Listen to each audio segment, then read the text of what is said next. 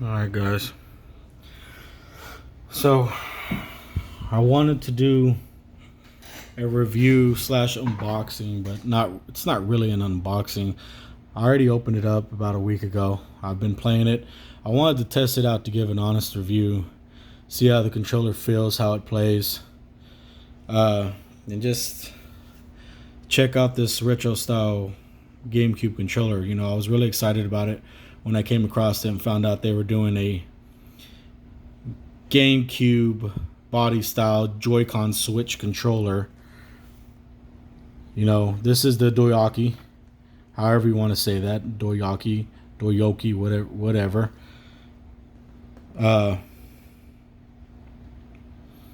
It seemed very nice, and I was looking at the reviews, watching all the videos just like everyone else was, watching other people's reviews of what they thought about it, and I'm just gonna go over what I think about it. So I'll start with initially the unboxing. This is the original box it came in. Nothing special, nothing too fancy.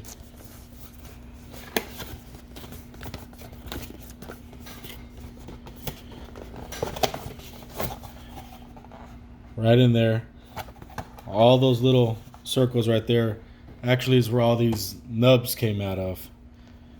So originally opening it, very nice, very clean. It doesn't look cheap. I'm talking about the controller and the nubs. It came with these 4 replacement thumbs that can actually be replaced on the controller, which is actually really cool. Let me get this out of the way. So, first initial impression when taking it out of the box and holding it. It's actually very comfortable.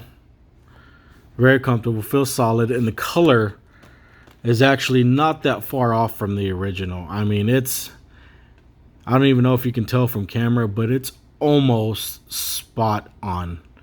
I mean, it is almost spot on from the original color. And the only thing, what I did like, I did notice some changes, because again, I've been watching reviews and videos about this specific controller for some months now, and I do know that a few months ago they originally had the centerpiece as black. It didn't even match the Joy-Con purple. And I know some guys made some statements, gave their opinions about how they think it would just be a better overall look if the centerpiece actually matched the color. Because this, again, all the controllers that the other guys were getting, they were all black centerpieces. That's just how they made them. And Doyoky only does the purple. They don't do the black, silver, or white yet, anyways. So I was glad to see when it was finally time for me to purchase mine. I was glad to see that that's one of the visual changes that they made to the controller, is they finally decided to match the middle, which is very nice to me. So again, they come with these replaceable thumb knobs, which I think is actually really cool. They literally just come right off and on. I mean, very simple, very easy to use. I personally, like a crazy person, for some reason, I just like using the nubs. They come in each one. They have a gray. They have 2 for the gray. Notice one is longer than the other. Hardcore gamer purposes. Same thing with the yellow C-stick. They got a longer one, and they got a shorter one. And then the original nub. The original nub that this one comes with is slightly more narrow than the original. See, you can kind of see this one's slightly fatter than this one. So anyway, like the joysticks, like the options they gave with the thumb replacements. I think that's pretty cool. Playability. Now let's continue talking about the features it has before I go into playability. So it does sit pretty flush. If you notice, it actually gets pretty dramatically thin once it comes to the center, and they did that for the purpose of it actually lining up perfectly with your switch. Take these off.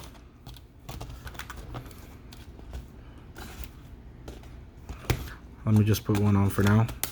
You will notice it lines up pretty nicely. That's pretty sweet. So I mean, it's almost dead on.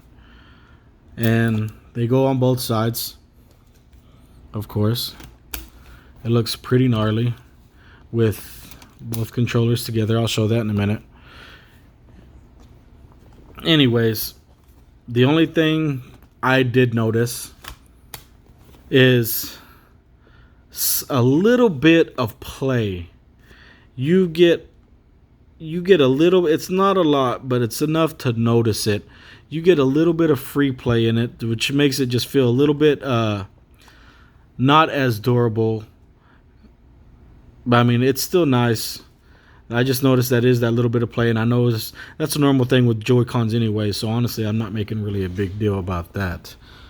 And I do notice, you know, they switched to Z's triggers. They got the programmable buttons. They got the back programmable buttons in the back, if you hadn't already noticed. Solid. I personally, I know a lot of hardcore competitors, melee competitors, Smash guys, they don't care for the back knobs. They actually remove them, and they don't care for rumble as well, which this one actually does come with adjustable rumble. Me personally, I adjusted it down and up. I didn't notice much of a difference. The rumble is there. It's not overly aggressive at all. It's not too much. I would actually say it's kind of slightly on the weaker side. It's enough rumble to enjoy if you like rumble. It's fine. The thing I did like about this centerpiece is that they did make it a chargeable port for if you don't want to actually put it on your Switch to have it charging. You can just keep it like this as a compact controller and just have your controller through the USB, which it comes with. Shorter cord, but it still allows you to charge both of them at the same time using the centerpiece, which I think is kind of nice. D-pad is noticeably larger than the original style. So here's the thing I did notice when we're talking about actual gameplay. So I am a Smash guy. Probably not as hardcore as some of these other competitors out there who take this shit dead seriously, but I do enjoy some Smash. And here's the thing I did notice. This works fine. The response for the triggers is decent, but these,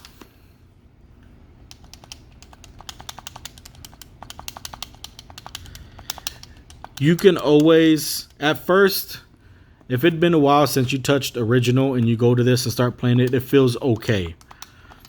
You can definitely tell it sounds a little different, but you will notice the difference once you go back to this one, or if you spend a lot of time on OG.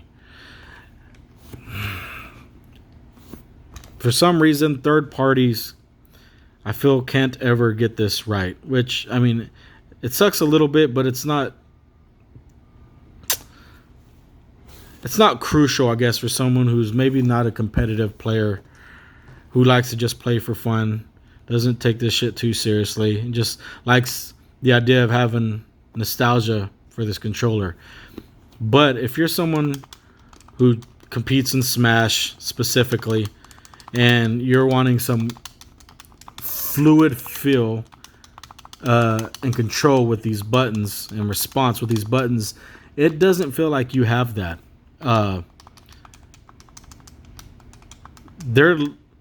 The travel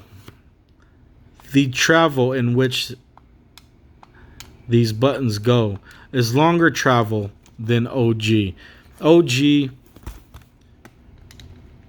it's quiet, it's quick, it's to the point. Notice the travel difference. It's not a lot of travel. But with the newer one, you get quite a bit more. I want to say probably double the travel, which is noticeable. It's the buttons are more stiff, more clicky, and there's at times when you're mashing and you're going to town. There's times where it feels like the A wants to stick. I don't really like that, and again, that's something that will affect guys who are more on the competitive level of playing. It's not a this is not a these ABXY buttons, they are not a fluid response compared to OG. They're there and they do okay, but it's nothing compared. Like I said, they're more stiff and they got longer travel. And every time you mash down on that A button, it it feels like it wants to stick. But overall, if you're just getting this for nostalgia purposes and to have some more fun, this is actually a really cool, fun controller. I don't mind it at all. I've had a GameCube since 2002. I've been playing Smash since 2000, since it was on the Nintendo 64. I am a Smash guy. I've owned every Smash. I've played it my whole life, which is why I'm such a GameCube fan. Smash and Resident Evil 4 have a lot to do with that. And bringing up Resident Evil 4, I did attempt Resident Evil 4 on the Switch with this controller. And here's the only thing. I haven't played much. I'm maybe about 2 hours into playing Resident Evil 4 with this controller. Here's the thing I noticed. At the beginning of the game, when you enter into the first house, when you enter into the first house and kill your first zombie, and then you walk into the village and take on the mayhem that is the first village you run into with the chainsaw guy, which all of you Resident Evil guys know exactly what I'm talking about. Throughout that whole first 20 minutes of gameplay, through the first house and through the village, my aiming was not responding. If I would try to slightly move to the left and then stop, or slightly move right to the stop, the player would just continuously rotate on the game, and like when I'd already let go of the button about 3 seconds ago, the aiming was just off. For some reason, it was having a weird response with the aiming and the looking around of the character while I was playing Resident Evil 4, and I'd never ever had that issue before. I thought it was really weird. I don't know, some kind of glitch, but I noticed after I finished the first house in the village part and I started to go a little further into the game, all of a sudden that issue stopped. But it didn't change the fact that it happened. And trying to get through that village with an analog stick that doesn't really allow you to aim is quite irritating and a little disappointing. But again, I didn't come across any kind of control issue like that yet on Smash, but I did notice it at the beginning of Resident Evil for like the first 20 minutes. I was fighting this thing. I was fighting it. It was not doing my inputs. It was doing something else. I don't know what it was. But again, that was only on Resident Evil. I probably have maybe about 5 hours of time in with Smash on this controller now, and maybe about an hour, hour and a half, 2 hours on the Resident Evil with this controller. And Resident Evil at a certain part of the game is the only time I've actually noticed where this controller started to act wonky on the game with my inputs and the response. It was weird. And response, let's talk about response. Response time. I do notice, again, because I'm a Smash guy and I prefer to these all day, to play Smash on any of the Nintendo consoles. It's just, man, it's a noticeable difference. Response and the fluidity of this thing is just a world's difference than this. This doesn't have quite the response time. Again, the buttons are stiff. You feel like you can't be as fluid and is quick with this, and you do notice a little bit of slight response, which naturally comes with a wireless Bluetooth controller. It's just that's part of the game. I get it, but it is something that is noticeable. But again, these complaints that I have is really only for someone who's probably playing competitively and just needs to be able to mash at quick periods. But overall, again, I still like the controller. It is something fun. I love that they're attempting to start to bring the GameCube style back to the newer generation with new updates to keep up with what the controllers have nowadays. I do like it. I enjoy it. I think it's very fun. I've had a lot of fun with it. Again, I think the only people it would actually hinder is actual hardcore Smash competitors. They just won't be able to be as quick as they would like to be. But other than that, I mean, this is fun for Mario Kart, other shooters. There's plenty of other Nintendo games that don't allow you to that don't require you to go ham on the controller, that you will get more than enough response time and play and fun just with this retro controller, which I think is really cool. I think Doyoky is heading in the right direction. We'll see how it continues to progress over time. Again, I think it's a good start. I think it's very nice, and I like the color. It looks legitimate. Again, like I said at the beginning, I really love these nubs. It sits well. I love the charging port. Vibration is okay. I actually love the triggers. I actually use those a lot. It helps a lot on shooting games. Shooting games, I feel, not maybe so much fighting, but shooting games, I feel like these are always essential. I love these. I love them. I know some guys don't, but I love them. So, scale of 1 to 10, I'd give this controller 7. This being like a 9.5, I'll give this one like a 7. Solid controller. I like the style. I have to be honest about it. I love the controller though. I mean, it's a great controller. I don't plan on getting rid of it. I can plan on continue using it, playing it, having fun with it. So yeah. Thanks for watching, guys. Hope you enjoyed the review. Take it easy.